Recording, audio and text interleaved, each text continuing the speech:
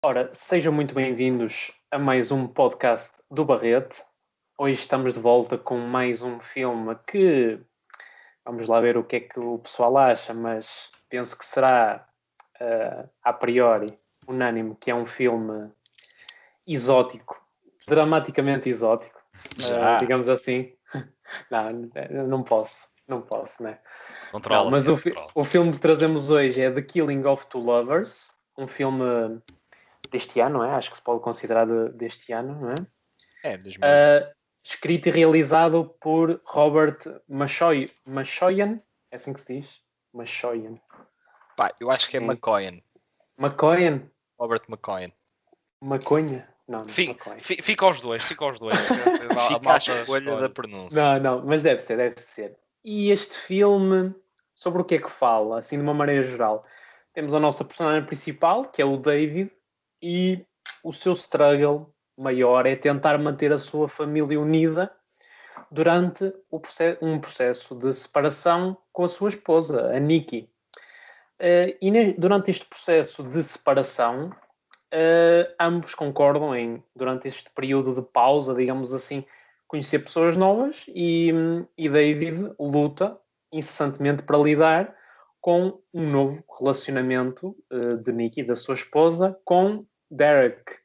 E basicamente o filme é muito mais do que isso, naturalmente, mas sobretudo a viagem interior de David na sua tentativa de lidar com esta situação, tendo ainda, naturalmente, sentimentos para com a sua esposa e querendo voltar à sua vida normal com, portanto, 4 filhos, né? 3 rapazes e uma rapariga. Sem mais demoras, vou aqui passar a bola. Pode ser ao Bernardo hoje. Bernardo, o que é que tens a dizer sobre este Killing? Tenho a dizer primeiro que hoje não há intervalo, por isso Ok. isto vai ser Sempre a spoiler andar. free a partir do momento em que, Boa deixa. em que fazemos a primeira Boa intervenção. deixa que eu, como moderador, já sabe que eu sou péssimo. Isso, Então, Bernardo. isso eu deixo as pessoas julgar. É assim, The Killing of Two Lovers. Na minha opinião, é um filme brilhante. É o melhor filme que eu vi em 2021. Ok, agora eu deixo-vos digerir. Deixo-vos digerir. Na minha opinião, The Killing of Two Lovers é absolutamente brilhante. Fiquei chocado pela positiva com o filme. Acho que é um drama extremamente honesto.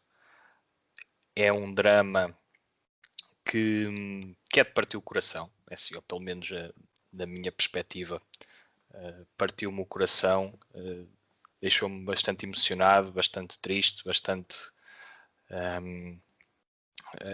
apaixonado pelo filme. E porquê? Porque é que isto para estar a dizer uma coisa destas, não é? Quer dizer, eu não vejo um filme desta categoria todos os dias e acho que quando os vejo são para mim pequenos tesourinhos. Vamos começar aqui por se calhar uma ponta. Se calhar vamos à estética primeiro e depois ao conteúdo. O filme é filmado naquele formato mais clássico da academia, mais encaixotado, sem as bordas, e isso traz logo, tem tudo um significado. Aqui não há nada em vão, desde a imagem até ao som, até à forma como as personagens interagem umas com as outras e a forma como os takes, que são muitas vezes contínuos, permitem que a ação desenrole e que torne tudo muito mais autêntico, e daí a honestidade brutal com que eu acho que o assunto, a matéria do filme é explorada pela realização. Mas estava a referir a imagem. Nós estamos na perspectiva de um homem que está em sofrimento, que está em debate consigo próprio, mas que ao mesmo tempo está bloqueado por uma situação familiar, do ponto de vista dele, altamente dramática e altamente trágica até certo ponto. E o facto de o filme estar mais encaixotado, de limitar o campo de visão, estamos exatamente já logo aí, logo desde aí, a perceber que também é aquele ponto de vista subjetivo da personagem que não consegue alargar os horizontes. Está afunilada naquelas pessoas e no amor que sente por aquelas pessoas, e está mais cego para com a sua mulher também, a ponto de querer resolver um casamento que, bem, não quero falar mais, mas É uma que situação muito peculiar.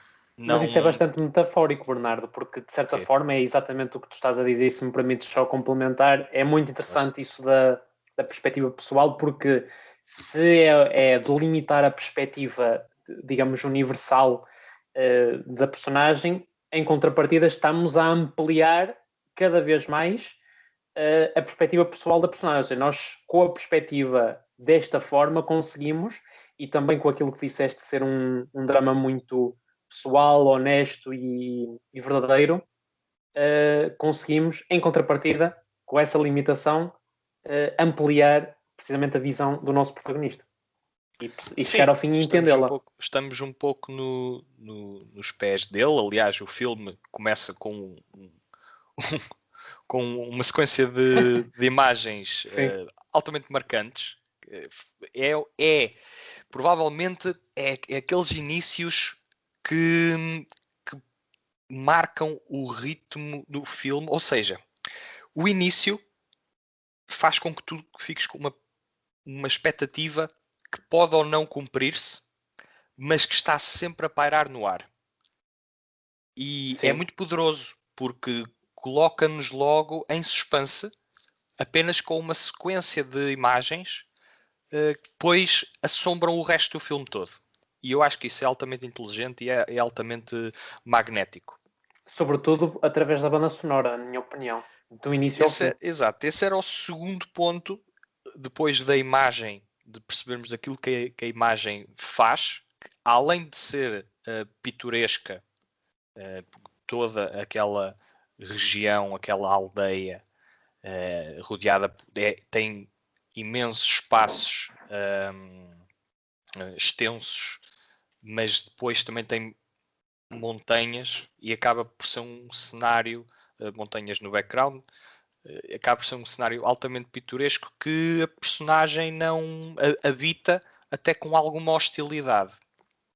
E há esse confronto entre o belo e o feio que também está em mente na personagem principal, porque eu acredito que aquela personagem naquela situação não está a agir da forma verdadeira, da forma que ele é.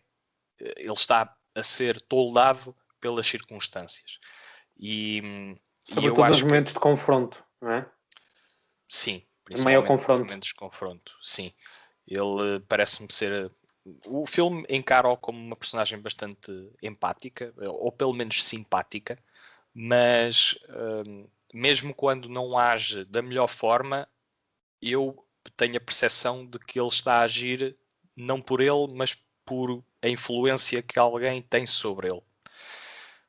Mas, indo ao som que tu referiste, Tiago, eu acho que o som tem aqui um papel extraordinário por dois motivos. Não há música, só temos o design do som. E o design do som é uma mistura de sons ambiente com, por exemplo, barulhos metálicos e artificiais, como por exemplo uma porta de um carro a bater. E esta porta de um carro a Exatamente. bater, o som vai-se repetindo. E E aqui, também a engrenagem do carro, também senti um bocadinho isso, às vezes, uma certa engrenagem, não é? Pode ser também é o metafórica. tom metálico. É o tom, Exato. a tonalidade do som é metálica e a repetição está novamente a evocar o estado psíquico da personagem, que é uma personagem que está novamente bloqueada numa ideia da qual ele não consegue aceitar, não só porque a mulher dele se comprometeu com ele que iam fazer algo, mas depois aquilo que eles se comprometem a fazer não está em sintonia com a segunda promessa, ou a segunda condição, que é estamos autorizados a estar com outras pessoas no processo. Portanto, aqui, na minha opinião, para ela é um claro indício de separação, para ele é um claro indício de esperança. E este choque de ideais, na perspectiva dele, é demonstrado não só em termos imagéticos, como em termos sonoros, aqui pelo design de som. Outra coisa que o design de som faz muitíssimo bem é, por exemplo, em espaços fechados, como é que isto é um bocado técnico, mas eu vou tentar dar o meu melhor para explicar. O som não é uniforme na casa. Se num filme mais menos atencioso, aquilo que uma personagem diz na sala vai ser mais ou menos igual, a distância e assim vai ser mais ou menos igual ao que uma pessoa diz, por exemplo, na cozinha, sendo que a câmara está posicionada na cozinha. Mas neste filme a atenção ao detalhe é tal que nós conseguimos perceber que o som que vem da cozinha está mais perto de nós do que o som da sala. E o que é que isto faz na verdade? Faz com que nós, até em termos sonoros, percebamos que há uma distância entre a família. Neste caso, a cena que me estou, por exemplo, a recordar é entre a filha e o pai. Há uma clara distância verbal entre eles, ou em termos de conflito por causa das circunstâncias, mas depois também há esta distância entre a família neste aspecto sonoro. E eu acho que isto são detalhes que todos juntos são altamente deliciosos. Depois também temos a forma como as personagens estão a atuar, como são long takes, as personagens, a câmera muitas vezes está fixa e deixa as personagens desenrolar as suas atuações, e isso faz com que nós ficamos imersos na história. Acho que é altamente interessante a forma como o realizador deixa as cenas decorrer e faz com que nós nos aproximemos daquelas personagens e sintamos a dor, o peso, a tristeza, o esforço do pai. Acho que uma das minhas cenas preferidas, que posso já adiantar, é quando ele vai brincar com as crianças no parque e está a lançar aqueles foguetes. Eu desatei a chorar mais do que uma vez nessa cena, porque acho que é lindíssimo e bastante triste ao mesmo tempo. Quando a filha fica chateada e se vai embora e eles abraçam. Sim, vemos ali um homem a dar o que tem e o que não tem numa circunstância pesada. Nota-se claramente que ele é o que ele refere. Um pai quer tomar um pequeno almoço com os filhos, poder dizer-lhes qualquer coisa a qualquer hora, levá-los à escola, trazê-los, e ali está a ser impedido disso, e eu acho que é bastante triste a forma como a personagem carrega esse peso. Fez-me inclusive lembrar o Casey Affleck no Manchester by the Sea, em termos da tristeza que ele carrega consigo, até porque ele tem o ator tem algumas parecenças, o Glenn Crawford tem algumas parecenças com o Casey Affleck num outro filme que ele faz com uma rapariga, The Light of My Life, acho eu. Sim, é verdade. Pronto, em termos físicos, acho que é verdade. Excelente filme. Acho que tem algumas. Já agora. É ok, é bonzito. Realizado por ele, se não estou em erro. Não me recordo, mas ele é o ator principal. E essa tristeza fez-me recordar o Manchester by the Sea, que foi um filme que também me entristeceu bastante por outras razões. Mas em termos de escala, fez-me ainda recordar outro drama pelo qual eu tenho uma afinidade particular, que é um drama familiar chamado Rosie, de 2018, que me fez... tem pontos de contacto, não em termos da história, mas na forma como ela é contada. É muito terra a terra e consegue espelhar um drama sem ser didático ou sem querer ensinar nada a ninguém. Simplesmente conta aquilo que as personagens estão a passar e aliado às interpretações e à naturalidade da forma de filmar, acaba por tornar-se muito poderoso. E eu acho que este The Killing of Two Lovers podemos especular sobre o que é que retrata o título, porque não é tão óbvio quanto isso. Sem dúvida, Para altamente mim metafórico. é uma obra-prima, é um filme que vai-me custar rever, um dia gostarei de o rever, certamente, mas é um filme que eu terei em conta, sem dúvida, quando vir mais filmes de 2021, este para mim é o filme a bater. Muito bem, temos aqui uma primeira intervenção muito forte e certamente aqui o Diogo vai dar o seu contributo em termos intelectuais. Pois. Olha, eu discordo de tudo do que o Bernardo disse. Acho que é um Ai, não filme. acredito.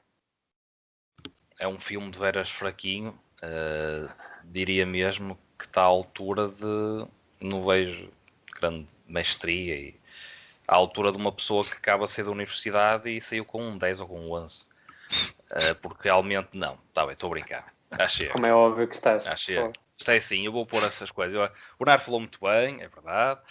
Felizmente os três conseguimos sempre apoiar-nos consoante os argumentos ou ir contra de uma forma construtiva, mas é muito na linha do que o Bernardo disse, não ao ponto se calhar de já o considerar, ou para mim, do melhor que já vi este ano, ou uma obra-prima, mas realmente não anda muito longe disso de todo, por muitos aspectos positivos que o Bernardo enalteceu aqui.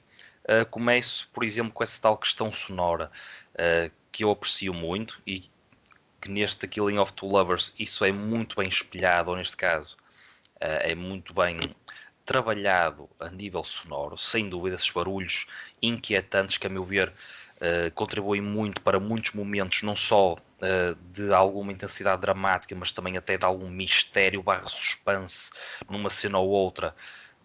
Tendo em conta o ritmo do filme, eu diria que a parte sonora até ajuda ou até leva um bocado para um terror psicológico quase. Nesse aspecto, veio-me à cabeça um filme que nós na altura vimos e gostamos muito, que foi o Relic, e falamos desta questão do trabalho do som. Claro que era um filme com uma temática um bocado diferente e em espaços mais fechados, mas no que é o desenrolar da história, eu até consegui ter algumas parecenças, ou eu consegui identificar algumas parecenças, e aqui realmente isto funciona muito por aí. Depois, a nível dramático, o filme é uma angústia quase constante, não só do que é toda a situação familiar que nos é espelhada pelo nosso personagem principal, que tem o nome de Derek, portanto, Sim. não, é o David. É o David. O Derek é o outro, que é o Chris Coy, o nosso personagem principal é o David, que é interpretado pelo Clayne Crawford. Portanto, são muitos nomes, a pessoa tem de vir aqui ter a certeza. Mas aqui o David realmente a interpretar também muito bem o seu papel, obviamente. É engraçado que no IMDb aparece primeiro o Derek, o que não é habitual acontecer isso. É o ator mais conhecido, acho. Exato, acho que o Chris Croy aqui é que também acaba por dar mais algum mediatismo ao filme, mas pronto, a meu ver nem foi por aí, ou isso nem pesa nesta minha crítica ou nesta minha observação ao filme. Realmente depois a tal realização do Robert McCoyan, não é? Vamos dizer McCoyan, do Robert McCoyan está também exímio, a meu ver, porque esta forma de filmar muito roadie, a meu ver, e assim com planos muito abertos, também tendo em conta a zona geográfica onde era, portanto, nos Estados Unidos, aquilo era o estado de... Que estado é que era? Lembram-se? Não me recordo. Eu penso que é pergunta. referido pai uma vez ou duas, pai só uma vez, não é muito... Eles não são muito claros, mas Minnesota, pai. Isto foi Vai filmado no Minnesota. Utah. No Utah, exato, Utah. Ok, no Utah. Portanto, planícies. Sim. Um bocado ao estilo também do Nomadland nesse aspecto. Aqui em off nós temos algumas pequenas comparações, ou mandamos para o ar se havia alguma comparação com o Nomadland. Eu penso que vai por aí também, é uma zona mais recôndita dos Estados Unidos da América. Você estava a comparar com o Land. Sim, nós estamos a comparar com o Land. Eu estava a comprar o nome. Este... Tem os dois um bocado, sim. O Land, que é o filme que nós também andamos para aqui a namorar, vamos já ver o que é que acontece, não é? Namorar, pode dar para o torto. Pode dar para o torto, mas olha, vamos tentar. Não, mas aqui eu até faço aqui um bocado a ponto para o Nomadland no que é esse aspecto mais paisagístico. Sim, sem dúvida, sem dúvida. Que este filme tem essa componente E pronto, e estas tais planícies que, a meu ver, são sempre deliciosas nos Estados Unidos. Ou pronto, é uma das qualidades geográficas do país.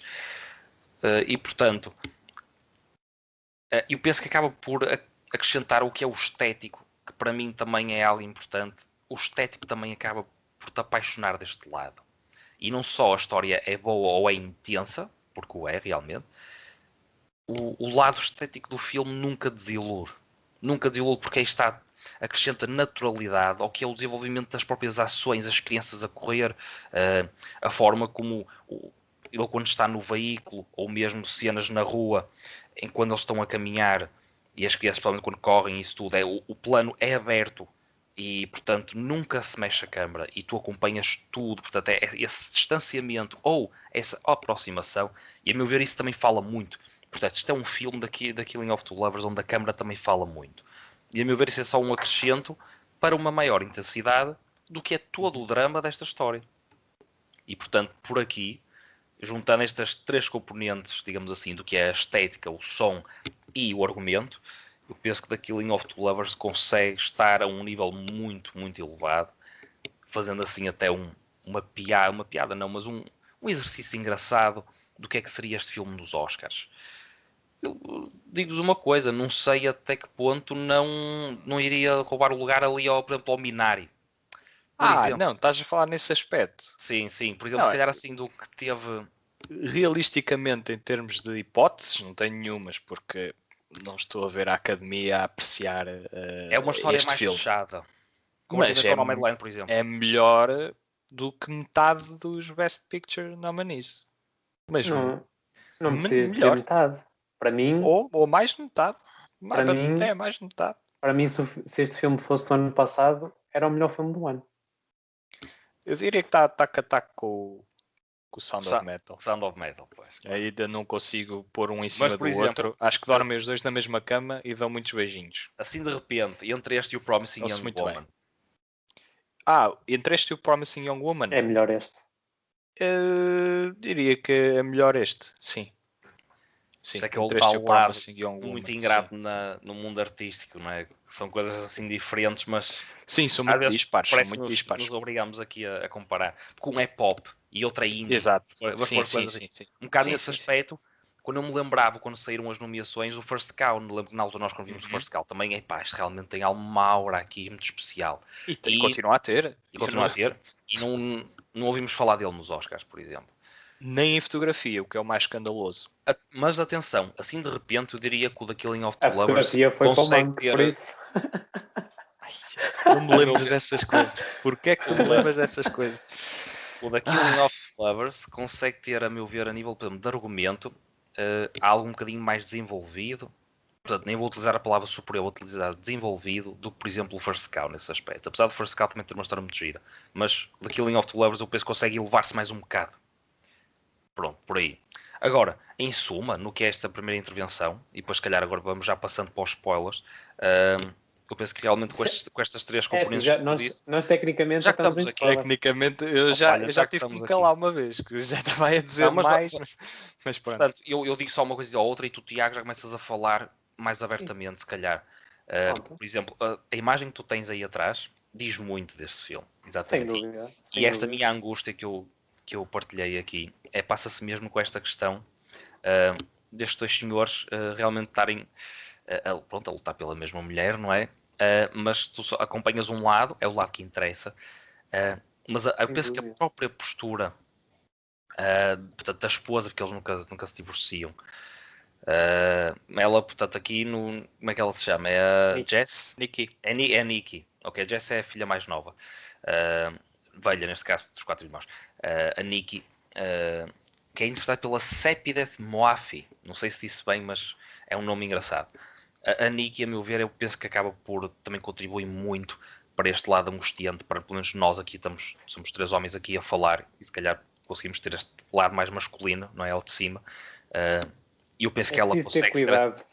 Ela às vezes também tem uma postura muito provocadora para o que é um homem do outro lado que conhece isso há tanto tempo. Tem 4 filhos, 4. É um Não é processo nem que dois. portanto, nem estão divorciados, mas é um processo de mudança, ou vamos ver o que é que isto dá. E há uma espécie de carta branca. Eu nem hum, diria mas provocadora. depois, Eu até ia é, mais longe. Tem uma postura estúpida. às vezes, depois, De pessoa quando que é não se assim, consegue decidir, de eu, pessoa que, pronto, está ali e não sabe o que quer. sim, mas nesse Basicamente. aspecto, por exemplo, o que me parece é que o David, por vezes, também tem posturas, a meu ver, para o que ele sente, ou que tu percebes deste lado, que ele está a sentir a angústia e a tristeza, que não parece que são muito amedrontadas, não tem coragem suficiente para fazer certas coisas, a meu ver. Não toma o passe. E isso também, aí está, contribui para a tal frustração do espectador, mas por outro lado também te faz perguntar porque é desta forma, porque não um confronto mais direto, e quando esse confronto até acaba por acontecer, como é que a resposta não é um bocadinho diferente? Eu não concordo muito com isso. Epá, eu estou-te a dizer o que eu senti, como Sim, sim, espectador, o sim. que eu senti. Isso Sim, mas depende depois da personalidade de cada um. Portanto, também até neste claro, sim, aspecto, naturalmente, naturalmente.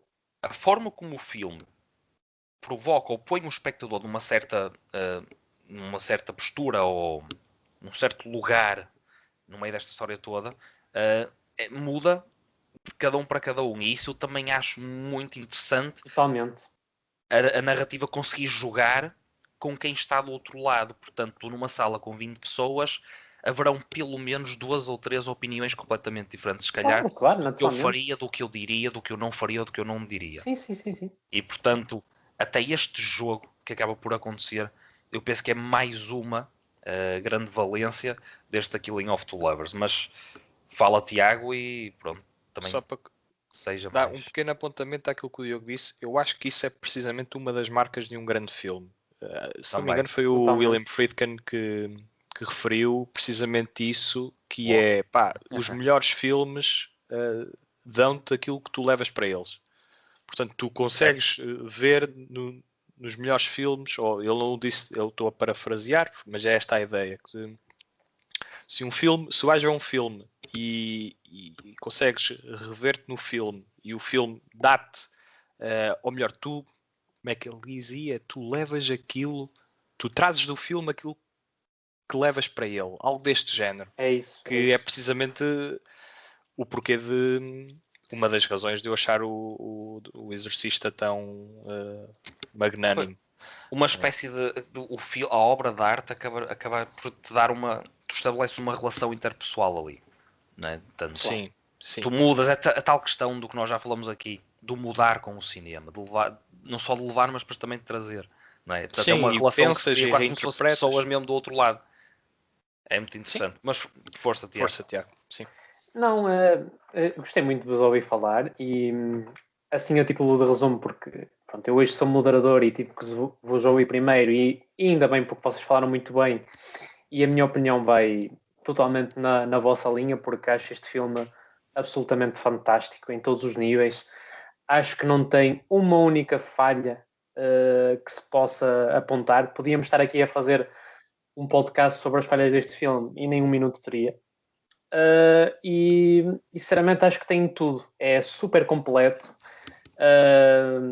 em termos dramáticos, em termos cómicos, em termos românticos também. E eu penso que estamos aqui perante um dos filmes que eu vou guardar na minha memória durante imenso tempo. Eu em off estava aqui a dizer ao Diogo que este The Killing of Two Lovers era uma espécie de portanto, apanágio do meu estilo de filme, portanto, um thriller mais dramático, digamos assim.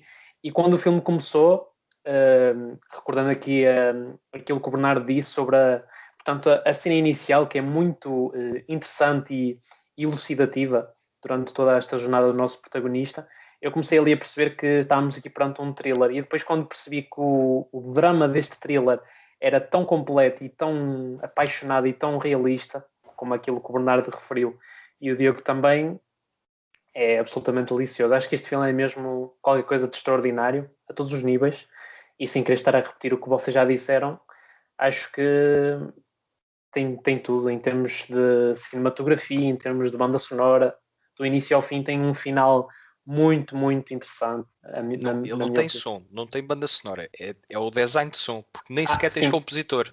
Sim. Só tens Desculpa, mistura e design de som. Não, era só desculpem para... Porque não há Sim, sequer exatamente. compositor.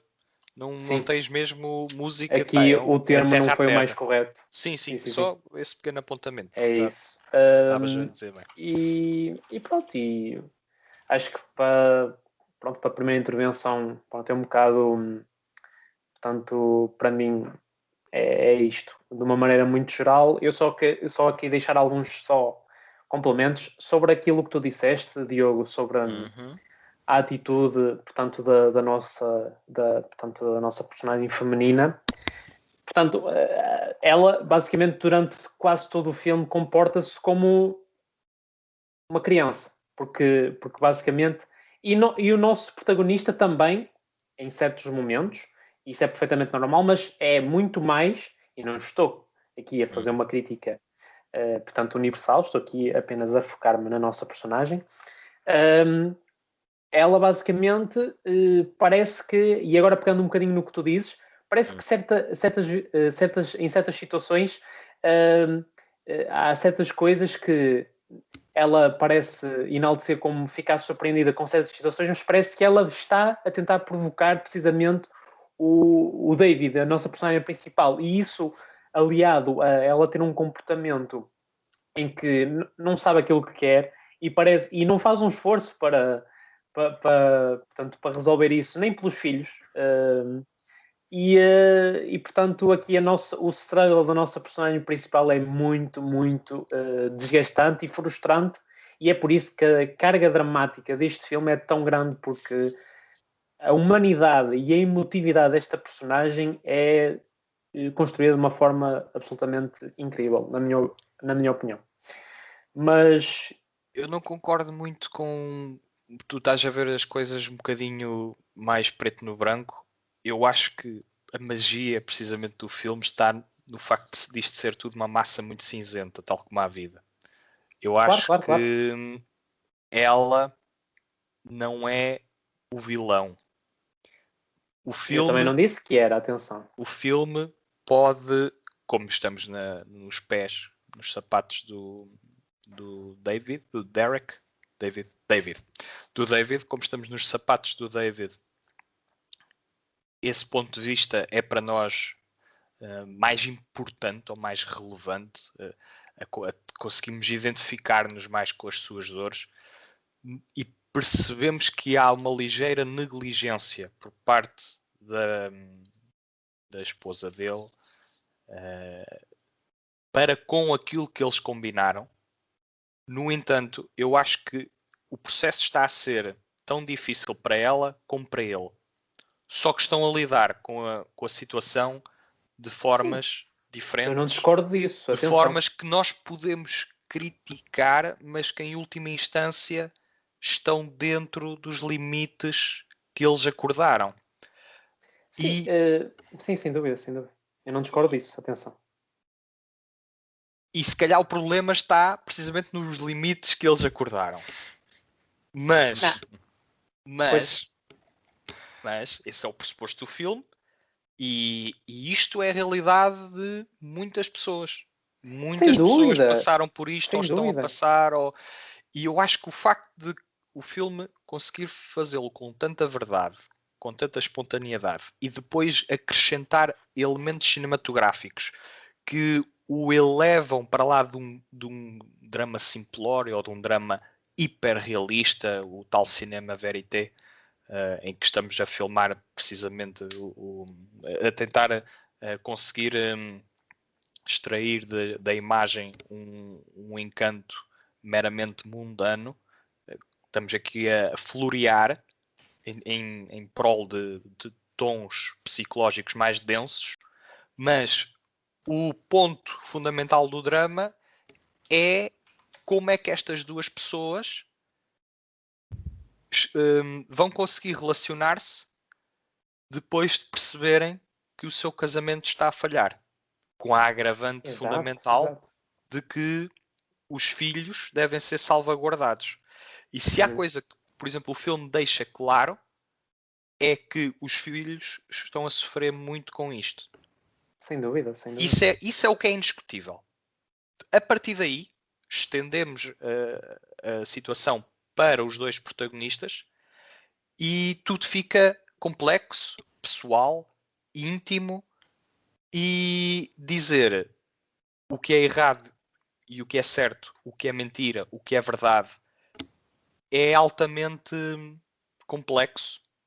E acho que o filme fala de uma forma tão acertada nesse aspecto que consegue ser evocativo precisamente da realidade. Sem dúvida alguma. E Sem dúvida alguma. eu não consigo olhar para a personagem feminina e dizer que ela está a agir mal. Eu posso não concordar tanto ou concordar Eu acho que concordar podemos, em mais ou certas menos. medidas, ser universais. Por exemplo, quando tu estás, por exemplo, quando eles acordam, vou recordar aqui uma cena, eles acordam ter aquela questão de ver outras pessoas e tudo bem. Depois combinam Sim. um encontro que não faz sentido nenhum, porque se ela está a encontrar-se com outra pessoa, para que é que vão ter um encontro? Porque depois não é encontro nenhum. Eles encontram-se semanalmente, acho, porque é o tal encontro que eles combinaram ter para garantir que vão tentar fazer manutenção da relação. Ou Lá está. quiçá, voltar a ser o que eram, Mas ou nesse acabar encontro, em definitivo. ela está completamente off daquilo que é. Daí a tal negligência que eu. Daí, percebes? pronto. Mas ele também não age melhor quando está a apontar uma arma ou a ela ou a ele, ou quando No vai início do ter, filme. exatamente, ou quando vai ter com os filhos à noite, interromper-lhes o sono. Eu entendo o porquê, mas se formos a pensar, está a agir bem ou está a agir mal, eu acho que o filme abre espaço suficiente para permitir que ele cometa erros e ela cometa erros. Quando há uma certa cena em que ela quer falar com ele e ele simplesmente arranca e não quer saber.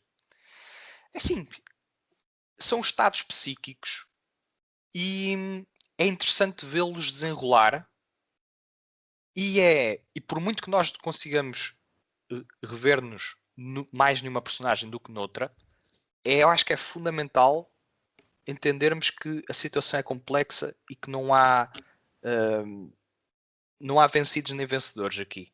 Porquê? Sem Porque dúvida, isso não os está em filhos causa. é que estão em causa. Sem dúvida, sem dúvida. Estava a dar uma opinião mais é pessoal de exatamente. eu achar E é legítima. E é legítima. de eu achar que, universalmente falando, são comportamentos que não devem ser, portanto, multiplicados, mas sim modelados e modificados O que eu acho para o bem-estar de sim, toda a situação. mas não percebes? podemos esquecer que ele também os tem. Pois, e eu frisei isso há bocadinho. Atenção, o comportamento dele, quando ele está frente a frente com o Derek, é absolutamente uma criança autêntica. Eu quero aqui os meus filhos e só vou embora com os meus filhos. É tramado. Isto é tramadíssimo. Percebes? Tem os dois lados. Agora, uma coisa é o comportamento dele perante a situação e o comportamento da Nikki, que espoleta a situação dramática real e problemática da narrativa. Mas a questão é porque é que é problemática? Muitas porque vezes. É que é problemática se é um acordo mútuo? Porque enquanto que portanto, ele está. Lá está, eu também não estou a dizer que ele é portanto, eu não estou a dizer que ele é isento de má conduta. Estou só a dizer é que ela parece que, enquanto que ele tem uma posição que é vamos trabalhar a nossa relação, ela não tem nenhuma. É a posição que ela escolheu. Mas não é nenhuma, Bernardo. Mas não é. Não é nenhuma. Ela está. Ela não tem posição. Ela ali. É passiva. Ela ali já não quer tentar, sequer. Ela ali já não quer tentar. É uma posição que ela escolhe sem o dizer. Eu acho que não é bem isso, Bernardo. Eu acho é que ela não sabe o que quer. Mas, e se assim for o caso, também é legítimo. A pessoa não saber o que quer. Eu não estou a dizer que não é. Eu não estou a dizer que não é. Para o outro lado. Eu não estou a dizer que não é. Verdade. Agora, acho que devia, portanto, tendo em conta que esse era o sentimento dela, as suas ações irem mais de acordo com isso. Lá está, mas quantas vezes nós todos já não agimos precisamente ao contrário daquilo que estávamos a sentir? Sem dúvida, Bernardo, sem dúvida. Sem E dúvida. isto Agora, não é desculpar o filme, eu acho que é não, mesmo a aliás, enaltecer o facto enaltecê-lo. Sim, das sim, sim. pessoas reagirem assim, em situação sim. de stress, não serem elas próprias. E é aqui Eu que só- está a magia. Para mim é aqui que está a magia. Eu até, só mesmo para fechar, porque é que eu estou a bater nesta tecla? Porque, este é o ponto de vista pessoal, porque eu acho que é uma problemática recorrente nas relações do nosso tempo. E fico-me por aqui. Sim, eu concordo contigo. Eu concordo contigo E que deveria ser altamente mitigada e combatida. Pois, mas isso agora espoltava-nos para outra conversa muito mais, mais densa, porque Mas, de uma maneira geral, este filme é absolutamente brilhante. Sem dúvida eu alguma. acho que tem muita ressonância com os nossos tempos, precisamente como estavas a dizer. Diogo, queres acrescentar alguma coisa?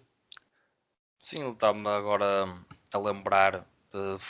Destaco também a cena em que há o desentendimento entre eles, portanto, logo após a cena que está atrás do Tiago, o take seguido, que é a partir do momento em que há a agressão, o tempo de espera, e ele subir muito lentamente, ensanguentado, entrando muito lentamente no carro, em esforço, e ir guiando, ir começando a ganhar velocidade, e toda essa sequência toda, É incrível. tudo seguido, a meu É ver, absolutamente penso que brilhante. não é.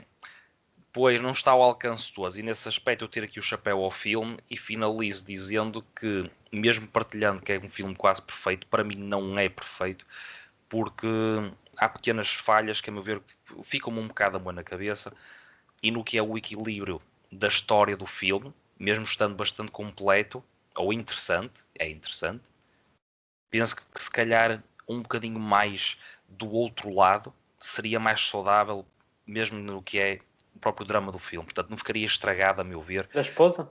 Eu percebi mais um bocado do outro lado, sim. Da esposa e dos próprios filhos, se calhar. Porque também tu vês que a personalidade de Jessie é Jessie, não é que ela se chama a filha, a mais Não, velha? a filha sim. Jess, é Mas o Luís. dela tens uma boa perspectiva. Até é Tens, bastante mas também imortalizada em tendo em verbalmente. conta ser uma adolescente e tudo, e com os irmãos mais pequenos, eu penso se calhar um bocadinho mais do outro lado, eu gostaria de ter visto, sinceramente. Ok, perfeitamente legítimo. É o que eu penso. É uma Eu só crítica não legítima. concordo. Não desequilibrava, a meu ver, o filme. Ou a Eu história em só si. não Não concordo desequilibrava. porque o filme está claramente a colocar-nos na perspectiva do David, imageticamente, sonoramente, aquilo é tudo um reflexo Sim, da mas tendo em personalidade conta, É para ser credível, não é? do psíquico da nossa personagem principal. certo, Lá está. mas E tendo em tudo conta, ronda à volta disso. Nós Sim. não temos cenas sem ele. ok, exato. Mas a meu ver, eu Agora nem penso que mais. por vezes, poderia ganhar mais intensidade, não só a história, mas também a própria mensagem, em momentos em que se calhar isso pudesse acontecer. Em que tivesse algumas cenas sem ele, e tu percebesse o outro lado, e não tinha que ser cenas banais. Podiam ser coisas não só de retrocesso ao passado, ou então pequenas coisas de nem que fosse o David a ver. Ou se calhar mais, por exemplo, nós funcionámos mais como o olho dele, sem ele na cena, e também ver certas coisas. E depois juntar as peças do puzzle ao resto, porque o filme Mas também, a certas alturas, sabes também qual é o coloca problema, Diogo? essa dúvida e obriga-nos a pensar um bocado. Pronto, o que eu também, para mim, vejo isso como um atributo numa obra Uhum. cinematográfica. Mas diz, Tiago. O problema pronto, eu não me quero estar aqui a repetir, o problema é precisamente, na minha opinião, se o filme tentasse imortalizar em cenas mais do que até já fez, porque eu até acho que até fez bastante, a perspectiva dela não ia conseguir, porque lá está, precisamente aquilo que eu defendo é que a perspectiva dela, ou a sua objetividade sentimental durante todo o filme é praticamente nula. E ela vai avançando com a corrente, Mas percebes? ela faz parte do que é todo o mote do filme, ou ela é uma peça essencial no que é o mote do filme, porque é muito interessante e acho muito giro essa questão de nos colocarmos na personagem do David e vermos tudo com ele. Mas ele não está sozinho. Mesmo que o filme nos queira, se calhar, levar numa viagem um bocadinho dessa solidão ou do que é ser o David, ou o que se está a passar na vida do David naquela altura, e bebermos ao máximo todas as sensações e sentimentos que ele que ele está a passar naquela altura. Mas a meu ver, a partir do momento em que não é algo assim tão sozinho ou tão isolado, eu penso que é quase obrigatório, quase, não é? Deixo aqui, mas a meu ver, quase obrigatório também dar um bocadinho mais do outro lado. Pronto, penso que seria mais justo. Ok. Agora, Ok. pronto, aí está, é só o que eu penso ou o que eu defendo para não pôr o filme, mesmo estando no top 3, não estar em primeiro lugar. Pronto, é só isso. Ok. Ok. Ok. Muito bem. E com isto, Queria dar uma última, ok, uma tá última bem. nota. Eu também que é gostava de uma- imortalizar uma cena ou outra. Aí está o homem a vamos, imortalizar. mas Isto aí. vamos ser rápido. Vamos imortalizar muito Não, rápido, ok? não. Eu queria Já vamos partir referir... depois para as recomendações a seguir. Sim, É, logo damos Ok, de ok. gás. Eu não aí. sei o que é que vou recomendar, mas já vou ver. Ahm, o que eu queria referir é precisamente na cena onde tu percebes que a esposa não está tão interessada naquele date que eles combinam, que ela tenta escapar. Eu gostei particularmente na forma como isso nos foi comunicado, não verbalmente e através de close-ups. Sim. Sim. E eu acho que esses close-ups falam mais do que É verdade. qualquer cena Sem dúvida. mais impactante Ouviste, ou mais Nolan? dramática. São close-ups que conseguem espelhar exatamente aquilo que as personagens estão a sentir. Não precisamos de diálogo. Eles dançam ali um com o outro em termos de diálogos e têm conversas mais banais, porque o que importa, o sentimento, está a ser contado imageticamente. Absolutamente. E é Portanto, por isso que este filme é outro muito nível. show don't tell. É muito show don't tell. E em termos económicos, também me agrada bastante o facto de ser curto, não chega a 1h30. Acho que faz muito com pouco. E Sem eu dúvida. tenho um carinho especial por esse tipo de Eu também. cinema. E acho que para o que se propõe faz o melhor possível, na minha modesta É assim, opinião. se o filme podia ter mais 1 hora, podia. Podia ter mais 1 hora. Não acho que ganhasse nada com isso. Pronto. Pois. Mas isto vale o que vale. Tiago, para partirmos Sim, depois para... aproveitando a cena em que estás, eu queria só imortalizar algumas cenas que eu achei deliciosas. Faz Essa em isso enquanto eu particular, vou ver aqui o que é que vou recomendar. quando o Derek bate à porta, deixando um ramo de flores, se não estou enganado, e depois Sim. quando É a na sequência filha... da cena que referi. Exatamente. Quando a filha, portanto, diz que sim, que vai guardar, mas todos nós sabemos que não, e dá aos seus irmãos, e os irmãos... É delicioso essa cena, quando os irmãos esmagam e dizem, vamos destruir as provas. Achei essa cena Sim. E o mesmo ponto, e brilhante. até é nessa cena, a forma como é gravado isso, portanto, o tal distanciamento da câmara, o plano que é feito, não é? E como nos é apresentado toda essa cena, eu também acho que está super interessante. E Esse agora, distanciamento. sem dúvida, e agora, recordando até, portanto, o que o Bernardo disse de o diálogo entre o Derek e a filha se ouvir bastante com menor intensidade, até nesse aspecto eles, como o Bernardo dizia muito bem, são muito rigorosos na produção do filme, mas também me faz, até acho que nesse momento temos uma real perspectiva da nossa personagem, da Nikki, em que ela se ri perante o que se está a passar e diz, nós criámos os nossos filhos mesmo bem, não criámos. E acho que esse comentário é um bocadinho... eu tenho que dar o braço de torcer, em que eu acho que aí ela está a dar uma pista do que é que realmente sente, e como se veio a verificar no final do filme, penso que faz todo sentido enaltecer isso. Também, só para fechar, também recordando, acho que foste o Diogo que enalteceste a cena quando ele é espancado pelo Derek, dizer aí que temos aí também uma revelação de uma personagem que até parecia muito educada e muito, digamos, humana, digamos assim, que queria resolver o conflito na hora, parecia muito prestável, mas depois se revela completamente, não é? Naquele... eu acho brilhante uma questão nessa cena em que ele depois conduz, não é? Que parece que duas ou três hipóteses se levantaram. Em primeiro lugar, que ele ia ter um acidente de carro, não é? Sim, que a certa altura o carro sai da estrada. Em segundo lugar, que ia dar um tiro no Derek, porque ele até inicialmente vê o Derek no outro carro, não é? Sim. Que ele Sim. saca da pistola. E em termos de perspectiva, o filme deixa-nos altamente na dúvida do início ao fim, o que faz deste drama um thriller espetacular. Pronto, e era só isso que eu queria me utilizar. E por Ok. causa disso, imortalizas a tua nota com... Com a nota que Pois é, vai temos ser a do temos que dar Bernardo. A notas. tua não sei bem a certeza, Diogo, Temos que dar notas mas a do mesmo. Bernardo sei que vai ser 4 em 4. Da minha parte, 4 em 4 e é um fácil 4 em 4. Um filme que faz, como o Bernardo disse muito bem, tudo o possível com muito pouco. E é um filme altamente obrigatório. É verdade, Bernardo. Ouvi dizer que sim.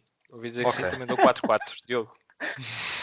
Olha, pois eu não sei. Mas vais ter que saber rápido. A certa altura eu penso, aí está, um bocado ao que eu tinha dito.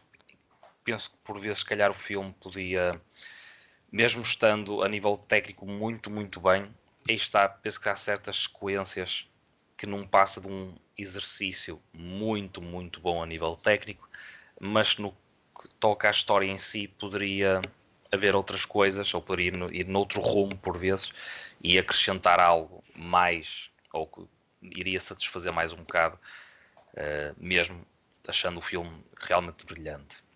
Portanto, Muito a bem. meu ver, acho que nesses aspectos técnicos, estando realmente no nível máximo, a nível de argumento está muito, muito bom, mas eu penso que não está tão à altura, fica um degrauzinho pequenino abaixo disso. E portanto, pronto, também para ser um bocadinho diferente, eu dou um 3,5 em 4. E o boss pode, não é, É, Bernardo? mas é um 3. Não, isto não é uma questão de poder ou não poder.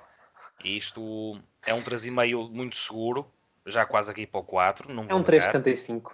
É um 3,75, podemos aplicar disso. Mas pronto, realmente também é um filme que cresceu um bocado comigo, não nego isso. Portanto, também valorizo, mas pronto, se calhar sendo honesto comigo e partilhando essa honestidade aqui no podcast, não 4,4, muito próximo, mas pronto. Um 3,5 seguríssimo e obviamente uma recomendação das melhores dos últimos tempos, últimas semanas, sem dúvida. Muito bem.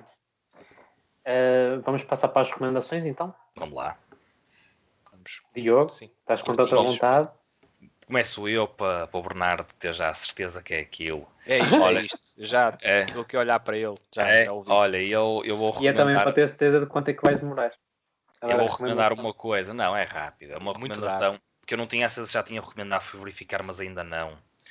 Já mencionei, já falei sobre isto no se calhar no podcast, assim, de relanço, mas nunca recomendei e recomendo. Sem dúvida, faço aqui a ponte com o Chris Coy, deste nosso The Killing of Two Lovers, e passo para o The Deuce, uma quê? série. The Mas era isso Deuce. que eu ia recomendar. O quê? Não. Claro que não, estou a gozar. Bora. Ah, Podia ser, opá, lhe merece. Da Dulce, isto aqui é base uma série com 3 temporadas da HBO. E é pá, para vos resumir isto muito rapidamente, o da Dulce retrata o centro de Nova York, portanto, mais precisamente Manhattan, Midtown, mais precisamente aquela altura ali perto de Times Square e tudo. E retrata um mundo de prostituição, de crime, de drogas, é pá, tudo o que é alterno, submundo, algumas partes artísticas, muito sexo, portanto, é pá, é um retrato, a meu ver, excelente, a nível de caracterização está brilhante, a história também acho que desenrola muito bem porque pega em vários personagens a questão do pimp e do gajo mais honesto, o gajo do bar, a prostituta, que faz filmes, epá, muita coisa aqui a rolar e o equilíbrio que é feito entre estas pequenas histórias é muito bom, a forma como se interligam também. Isto depois com o desenrolar das temporadas acaba por ir para os anos 80 e abarca aí também a questão do aparecimento da SIDA.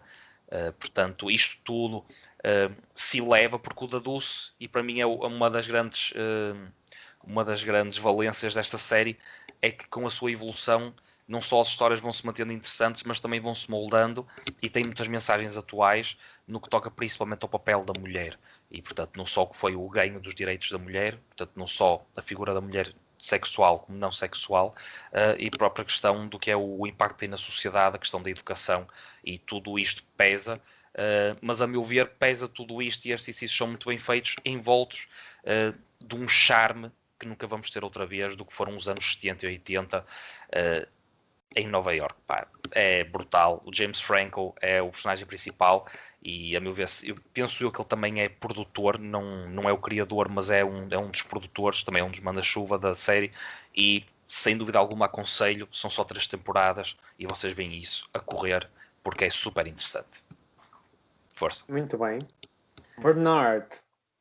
Até assim, muito pragmático, eu vou recomendar um filme chamado Miss 45, do Abel Ferrara, um dos primeiros filmes do Abel Ferrara. Já falámos aqui no Promising Young Woman. Eu acho que este filme é um bocadinho um precursor da temática que o Miss 45 explora. Miss é 45, ponto sim, assim. Sim. É um exercício em cinema grindhouse, mas com uma pitada de classe que confere um charme muito particular, apoiado numa banda sonora, e agora aqui sim uma banda sonora de luxo, que pode muito bem ser ouvida em separado com o filme, mas o filme retrata, e um tema bastante pesado relativo ao abuso sexual, e não podia ser um tema mais contemporâneo, mas já aqui em 1981 o Sr. Abel Ferrara tinha feito um filme que já comentava sobre o tema. A nossa protagonista é tímida, muda e muito bonita, e começa por ser violada 2 vezes seguidas no mesmo dia, no espaço de 2 horas, 1 hora, por pessoas diferentes. Não é para estômagos fracos. A ação é semi-explícita, é mais subjetiva do que focada no acontecimento. Temos a informação imagética suficiente para sabermos o que está a acontecer, mas o foco está na experiência emocionalmente carregada e macabra das personagens.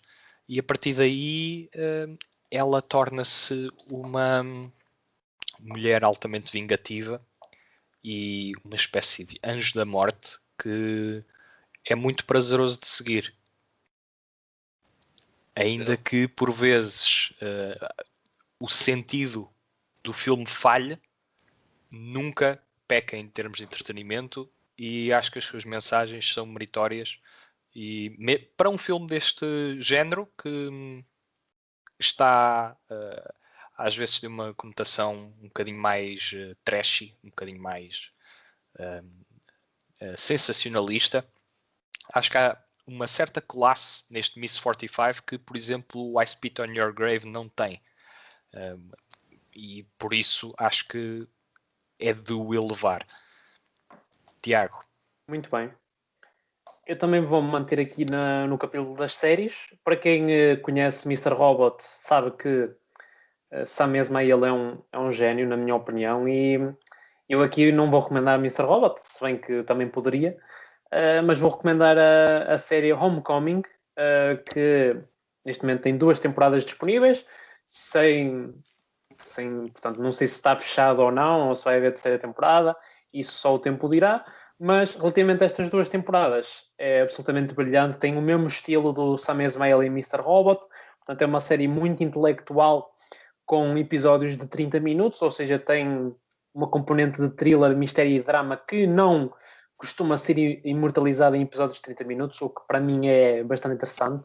Mas basicamente, rapidamente sobre o plot, basicamente temos uma organização muito, portanto, obscura, em que basicamente são feitas experiências com, portanto, gente que esteve na guerra e que volta com alguns traumas, e é-lhes prometido que vão ser tratados esses traumas, quando na verdade estão a fazer experiências com produtos para enriquecer a partir daí, quando, portanto, os lesados que foram para a guerra e que acham que estão a ser tratados, estão sim portanto, a danificar ainda mais a sua saúde, sem saber.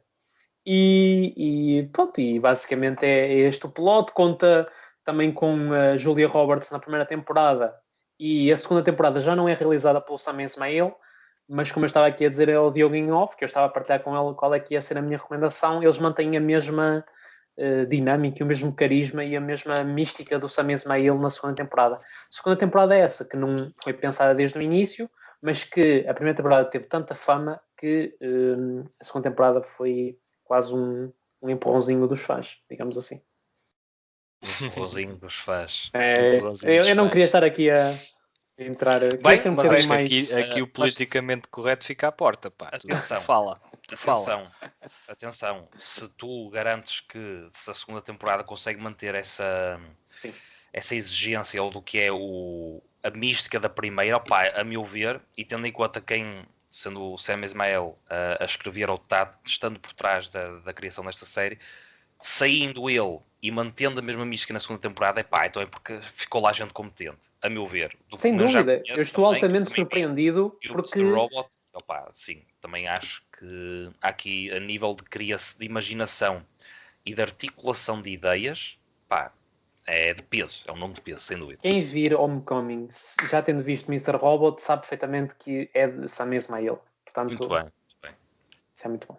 Mas sim, aqui o Bernardo a bater palmas para o fecho de mais um podcast. Au revoir. É a cortina. E não só aqui muito rapidamente, era o que eu ia dizer. Sigam-nos, portanto, subscrevam o nosso canal do YouTube, sigam-nos, porque o Barreto está em todo o lado, não é? Spotify, YouTube, iTunes, Google Podcasts e Anchor, exatamente. RTP Play. Também. Podem vir atrás e ver. E também agradecer aos nossos patronos, porque o vosso contributo é absolutamente brilhante, tal como este filme, para nós e para prosseguirmos com o nosso trabalho e com a nossa dedicação e podemos chegar a esse conteúdo até vós, de altíssima qualidade. Não se esqueçam de deixar os vossos comentários, o vosso like, subscrever ao canal e as vossas sugestões sobre futuros podcasts, o que é que acharam deste filme. E pronto, e para a semana cá estamos nós novamente. Esperemos que sim. E nunca se esqueçam, vejam cinema. Até para a semana, pessoal. O The Killing of Two Lovers. Exatamente. E o The Killing of a Sacred Deer. Sim. O The Killing of não sei o quê, vou sempre começar a pôr nas prioridades, a começar por The Killing of. Exatamente. Vá, tchauzinho, pessoal. Até para a semana.